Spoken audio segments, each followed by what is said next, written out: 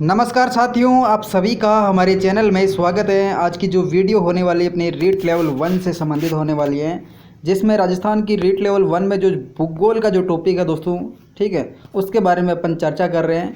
तो अपन ने लगभग 28 वीडियो अपलोड कर दी दोस्तों, जिसमें से अपन राजस्थान के भूगोल के कौन कौन से टॉपिकों के बारे में चर्चा कर चुके हैं दोस्तों। एक तो राजस्थान का भौगोलिक स्वरूप है दोस्तों, इसके बारे में अपन चर्चा कर चुके हैं। जो मानसून तंत्र है और जलवायु तंत्र, उसके बारे में अपन चर्चा कर चुके हैं। अफवाह तंत्र व नदियाँ, झीलें, बांध वगैरह के बारे में अपन देख चुके हैं दोस्तों, ठीक है। इसके अलावा अपन जनसंख्या घनत्व वगैरह, साक्षरता, लिंगानुपात वगैरह सब देख चुके हैं, ठीक है। और राजस्थान की जनजातीय व जनजातीय क्षेत्र, ये अपना बाकी है टॉपिक। और इसके अलावा अपना जो टॉपिक चल रहा है अभी प्रेजेंट टाइम के अंतर्गत, ये अपना 29 नंबर का जो वीडियो होने वाला है, राजस्थान की ऊर्जा संसाधन से संबंधित होने वाला है। इससे पहले एक 28 नंबर का पार्ट मैंने अपलोड कर दिया दोस्तों, ठीक है। ये आज 29 नंबर का पार्ट है, जिसमें अपन ऊर्जा संसाधन से संबंधित चर्चा करेंगे। तो वीडियो को स्टार्ट करते हैं, ज़्यादा टाइम खर्च नहीं करेंगे। तो दोस्तों अपना जो टॉपिक होने वाला आज का ऊर्जा से संबंधित होने वाला, ठीक है। तो ऊर्जा के अंतर्गत अपन ने सामान्य चर्चा कर ली थी दोस्तों। वर्तमान में ऊर्जा उत्पादन कितना हो रहा है अपने राजस्थान के अंतर्गत, और कहाँ कहाँ से ऊर्जा का मतलब कि आवंटन हो रहा है अपने राजस्थान में, केंद्र सरकार, राज्य सरकार या फिर RREC के द्वारा, मतलब कि ऊर्जा का उत्पादन या फिर मतलब कि आवंटन अपने राजस्थान को कहाँ से हो रहा है। इसके अलावा दोस्तों ऊर्जा स्टेशन के प्रकार देख लिए अपने। ऊर्जा स्टेशन के 3 प्रकार, मतलब कि अपनी कैपेसिटी के अनुसार ऊर्जा स्टेशन को 3 प्रकारों में बांटा गया है। इसके अलावा अपने ऊर्जा संसाधन के जो वर्गीकरण उसके बारे में देख चुके हैं दोस्तों। और परंपरागत ऊर्जा संसाधनों के बारे में अपन ने चर्चा कर ली दोस्तों, ठीक है। गैर परंपरागत के बारे में अपन ने चर्चा कर ली है। और आज का जो वीडियो होने वाला दोस्तों अपना राजस्थान की ऊर्जा परियोजनाओं से संबंधित होने वाला, ठीक है। ऊर्जा परियोजनाओं से संबंधित आज का वीडियो होने वाला है। तो ऊर्जा परियोजनाओं की बात करें दोस्तों, राजस्थान में जो ऊर्जा परियोजनाएं हैं, इसके बारे में सबसे पहले अपन चर्चा करेंगे, ठीक है। तो ऊर्जा परियोजनाएं, राजस्थान की जो ऊर्जा परियोजनाएं कौन कौन सी होने वाली है। एक तो परंपरागत रूप से जो ऊर्जा परियोजनाएं हैं वो होने वाली है। एक गैर परंपरागत रूप से जो ऊर्जा परियोजनाएं हैं उनके बारे में अपन चर्चा करेंगे, ठीक है। तो आगे देखिए दोस्तों, सबसे पहले अपना आता है परंपरागत ऊर्जा मतलब कि परियोजना कौन कौन सी है।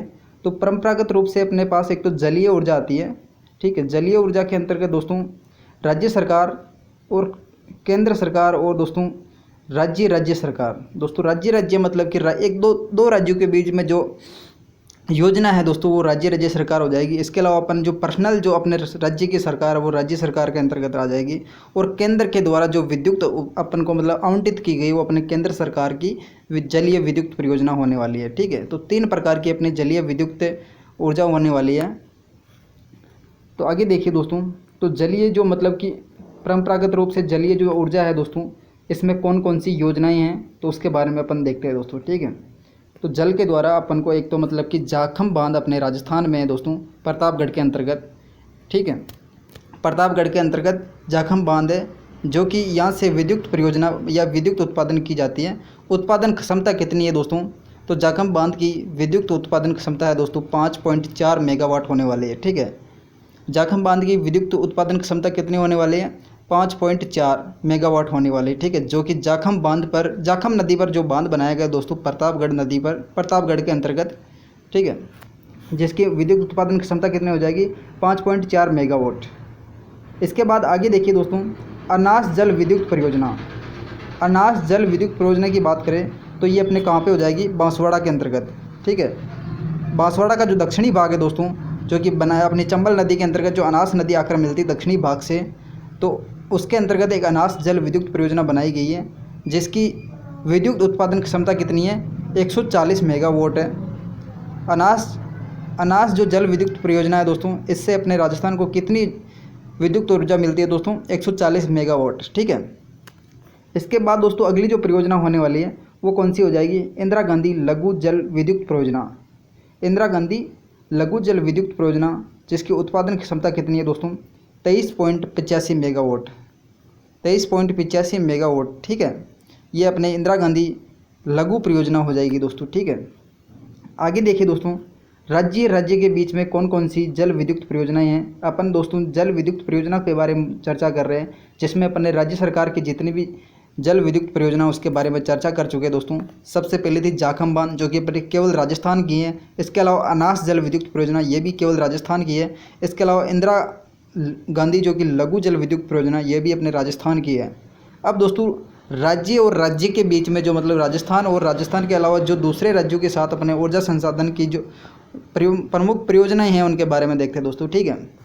तो सबसे पहले परियोजना हो जाएगी अपनी भागड़ा नांगल बांध, ठीक है। भागड़ा नांगल जल विद्युत परियोजना दोस्तों अपने 3 राज्यों से मिलकर बनी हुई दोस्तों, ठीक है। 3 राज्यों का सहयोग है इसके अंतर्गत, राजस्थान, पंजाब और हरियाणा। भागड़ा नांगल बांध दोस्तों 3 राज्यों की संयुक्त परियोजना है जिसमें राजस्थान, पंजाब और हरियाणा है।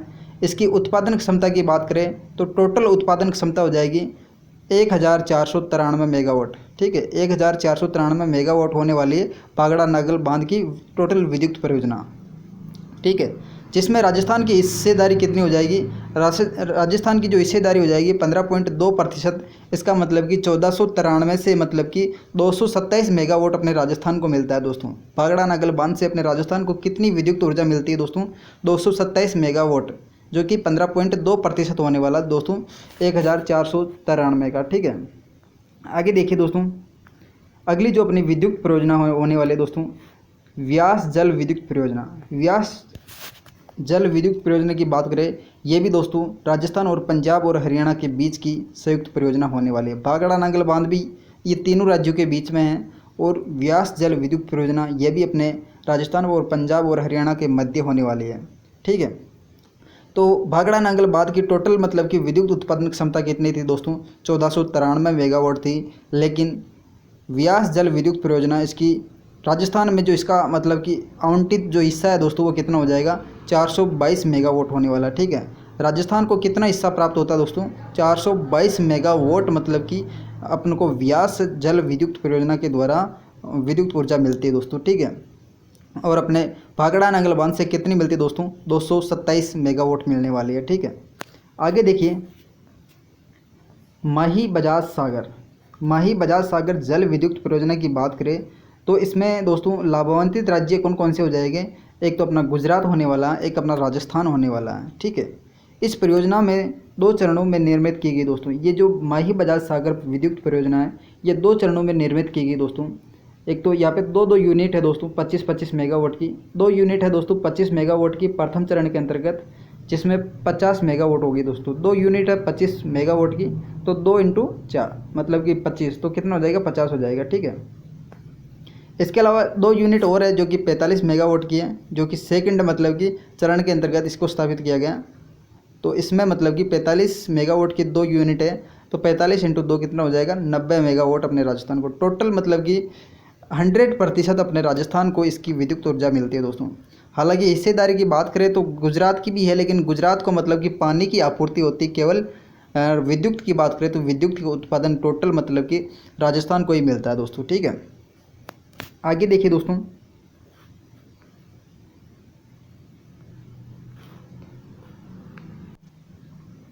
अगली जो परियोजना होने वाली है अपनी चंबल जल विद्युत परियोजना।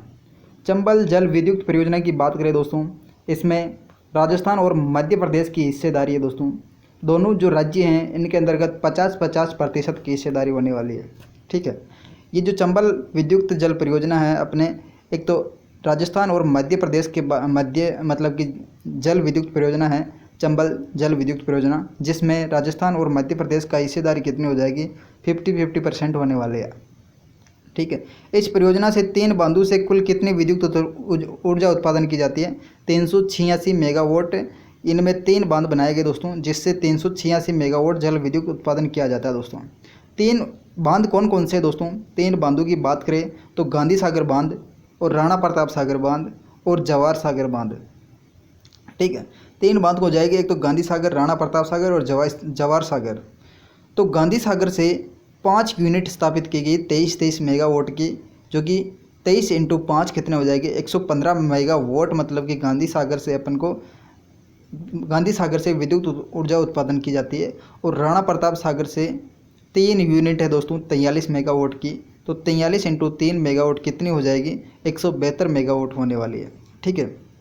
इसके अलावा अपन जवाहर सागर की बात करें तो जवाहर सागर में 33 मेगावाट की 3 यूनिट है, जिससे 99 मेगावाट की विद्युत ऊर्जा उत्पादन की जाती है, ठीक है। तो चंबल जल विद्युत परियोजना के अंतर्गत राजस्थान और मध्य प्रदेश की हिस्सेदारी है, दोनों के अंतर्गत 50-50% की हिस्सेदारी है। तो यहाँ पे टोटल मतलब कि विद्युत ऊर्जा उत्पादन कितनी की जाती है, 386 मेगावाट। उसमें से 3 महासागरों में से अलग अलग मतलब कि प्रतिशत में मतलब कि ऊर्जा उत्पादित की जाती है। तो पहला जो गांधी सागर है, गांधी सागर के अंतर्गत 115 मेगावाट की विद्युत ऊर्जा उत्पादन की जाती है। इसके अलावा राणा प्रताप सागर की बात करें तो 172 मेगावाट की हो जाएगी, और जवाहर सागर की बात करें तो 99 मेगावाट होने वाली है। ठीक है, अगली जो परियोजना है राहुल गांठ परियोजना। राहुल गांठ परियोजना की बात करें तो ये राहुल गांठ परियोजना कहाँ पे हो जाएगी, करौली के अंतर्गत अभी प्रस्तावित है दोस्तों। ठीक है, तो करौली के अंतर्गत कौन सी परियोजना प्रस्तावित है, तो इसकी बात करें तो अपने राहुल गांठ परियोजना होने वाली है। ठीक है, जो कि चंबल नदी पर स्थित परियोजना है। राजस्थान और मध्य प्रदेश की दोनों की 50-50% हिस्सेदारी होने वाली है। ठीक है, अभी ये परियोजना मतलब कि प्रस्तावित है, और इससे जो उत्पादन क्षमता होगी वो कितनी हो जाएगी, 79% मेगावाट होने वाली है। ठीक है, 79 मेगावाट होने वाली है। राहुल गांठ परियोजना कहाँ पे दोस्तों, करौली के अंतर्गत जो कि प्रस्तावित है, और चंबल नदी पर यह परियोजना है दोस्तों, और राजस्थान और मध्य प्रदेश की संयुक्त परियोजना है, जिसमें दोनों की 50-50% हिस्सेदारी है। और इससे जो विद्युत उत्पादन की जाएगी दोस्तों वो 79 मेगावाट की जाएगी। अब दोस्तों केंद्र सरकार की जल विद्युत परियोजनाएं कौन कौन सी है, तो केंद्र सरकार की जो जल विद्युत परियोजनाएं हैं उसके बारे में अपन देख लेते हैं दोस्तों। पहले अपने राज्य सरकार की जो जल विद्युत परियोजना है उसके बारे में देखा था, फिर अपने राज्य के बीच में जहाँ पे जल विद्युत परियोजना है उसके बारे में अपन ने देखा था। अब केंद्र सरकार की जो जल विद्युत परियोजना है उसके बारे में चर्चा करेंगे दोस्तों, जहाँ से अपन को राजस्थान में जल विद्युत आवंटित किया जाता है। तो जो सबसे पहली परियोजना होने वाली है केंद्र सरकार की वो कौन सी हो जाएगी, सलाल परियोजना। सलाल परियोजना कहाँ पे दोस्तों, जम्मू कश्मीर के अंतर्गत है। सलाल परियोजना होने वाली है जम्मू कश्मीर के अंतर्गत। ये परियोजना चिनाब नदी पर स्थापित की गई है, संचालित की गई है। इस परियोजना में NHPC यानी कि राष्ट्रीय जल विद्युत निगम द्वारा संचालित है। सलाल परियोजना की बात करें तो सलाल जो परियोजना है चिनाब नदी पर स्थापित की गई, जो कि जम्मू कश्मीर पे है, और इसमें मतलब कि राष्ट्रीय जल विद्युत निगम यानी कि नेशनल वाटर, इंग्लिश पता नहीं क्या, इंग्लिश आती भी नहीं मेरे को, तो यहाँ पे राष्ट्रीय जल विद्युत परियोजना है जो कि राष्ट्रीय जल विद्युत निगम के द्वारा संचालित की जाती है। ठीक है, जो कि सलाल परियोजना होने वाली है। आगे देखिए दोस्तों, इससे जो सलाल परियोजना से कौन कौन से राज्य लाभान्वित है, तो लाभान्वित की बात करें तो जम्मू कश्मीर और राजस्थान, उत्तर प्रदेश, पंजाब, हरियाणा, दिल्ली और चंडीगढ़ को यहाँ से मतलब कि सलाल परियोजना से जल विद्युत परियोजना लाभान्वित करते हैं दोस्तों। ठीक है, इसके बाद दूसरी जो केंद्र सरकार की जल विद्युत परियोजना है दोस्तों वो कौन सी हो जाएगी, दुलहस्ती परियोजना। दुलहस्ती परियोजना भी जम्मू कश्मीर की होने वाली है। ठीक है, जम्मू कश्मीर से दोस्तों जल विद्युत ऊर्जा उत्पादन की जाती है, जो कि केंद्र सरकार की परियोजना है दुलहस्ती परियोजना। ये परियोजना भी दोस्तों NHPC के द्वारा ही संचालित की जाती है। ठीक है, और ये परियोजना भी दोस्तों चिनाब नदी पर ही मतलब कि चलाई गई है।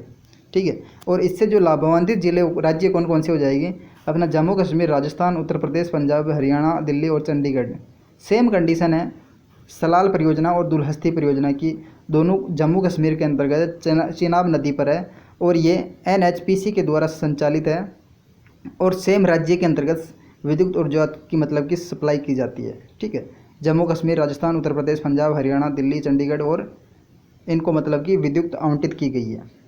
अगली जो परियोजना है अपनी केंद्र सरकार की वो कौन सी हो जाएगी, उरी परियोजना।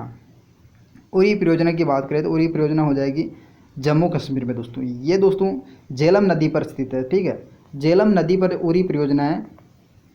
इस परियोजना का संचालन NHPC के द्वारा ही किया जाता है। ठीक है, NHPC के द्वारा ही संचालित किया जाता है, और इसकी जो जल आवंटित किया जाता है वो कौन कौन से को किया जाता है दोस्तों, सेम कंडीशन है जम्मू कश्मीर, राजस्थान, उत्तर प्रदेश, पंजाब, हरियाणा, दिल्ली और चंडीगढ़ को मतलब कि उरी परियोजना के माध्यम से जल विद्युत ऊर्जा मिलती है दोस्तों। ठीक है, अगली जो परियोजना होने वाली है पार्वती परियोजना।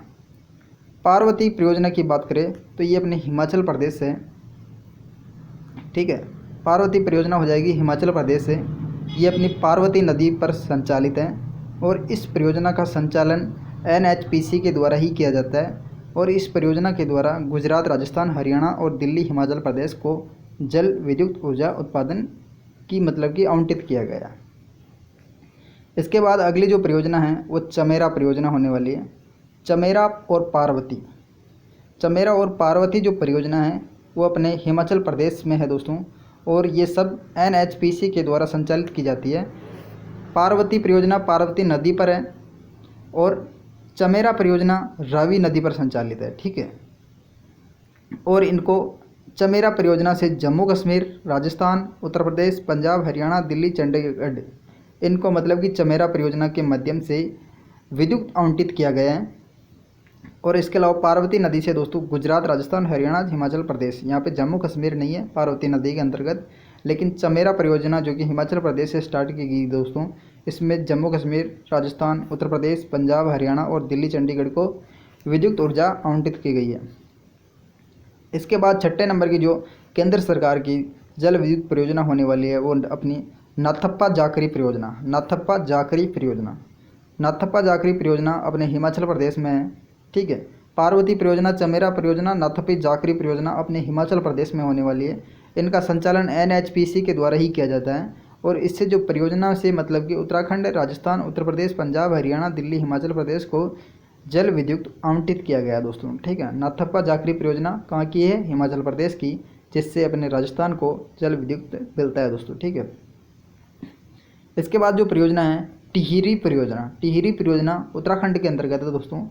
टिहरी जो बांध है दोस्तों अब अपने भारत का सबसे ऊंचा बांध होने वाला है। टिहरी बांध अपने भारत का सबसे ऊंचा बांध होने वाला है, ठीक है, जो कि कहाँ पे दोस्तों? उत्तराखंड के अंतर्गत है। इसमें जो विद्युत ऊर्जा उत्पादन की जाती है, इससे मतलब कि राजस्थान और मध्य प्रदेश और उत्तराखंड को लाभ होता है दोस्तों, ठीक है। और इसका संचालन किसके द्वारा होता है? विद्युत विकास निगम लिमिटेड के द्वारा किया जाता है दोस्तों। टिहरी जो परियोजना है ये कौन सी नदी पर है? भागीरथी नदी पर है, ठीक है। टिहरी परियोजना उत्तराखंड में भागीरथी नदी पर होने वाली है। और इसका संचालन किसके द्वारा किया जाता है? जल विद्युत विकास निगम लिमिटेड के द्वारा इसका संचालन किया जाता है। इससे और राजस्थान और MP और उत्तराखंड को लाभ होता है दोस्तों टिहरी परियोजना के द्वारा, ठीक है। इसके बाद अपन अगली जो परियोजना देखने वाली है टनकपुर परियोजना। टनकपुर परियोजना की बात करें तो ये उत्तराखंड से संबंधित होने वाली है, ठीक है। उत्तराखंड में मतलब इसका कौन सी नदी पर दोस्तों? शारदा या काली नदी पर संचालित है। इस परियोजना से जम्मू कश्मीर, राजस्थान, उत्तर प्रदेश, पंजाब, हरियाणा, दिल्ली, हिमाचल प्रदेश और चंडीगढ़ को लाभ मिलता है दोस्तों, ठीक है। जो कि जितनी भी केंद्र सरकार की परियोजनाएं हैं दोस्तों, ये इन सब के द्वारा अपने राजस्थान को जल विद्युत ऊर्जा आवंटित की जाती है। इसके अलावा दोस्तों धौली गंगा परियोजना की बात करें, धौली गंगा परियोजना ये भी उत्तराखंड से संबंधित होने वाली है। उत्तराखंड की परियोजना है दोस्तों धौली गंगा परियोजना। इसका संचालन NHPC के द्वारा किया जाता है, जो कि धौली गंगा पर संचालित है दोस्तों, ठीक है, जो कि गंगा नदी की सहायक है धौली गंगा। इस परियोजना में जम्मू कश्मीर, राजस्थान, उत्तर प्रदेश, पंजाब, हरियाणा, दिल्ली, हिमाचल प्रदेश और चंडीगढ़ को लाभ मिलता है दोस्तों। अपन इसको एक बार मैप के माध्यम से देखते हैं, ठीक है। केंद्र सरकार की जो परियोजनाएं हैं वो कौन कौन सी हो जाएगी? चमेरा परियोजना जो कि रावी नदी पर है।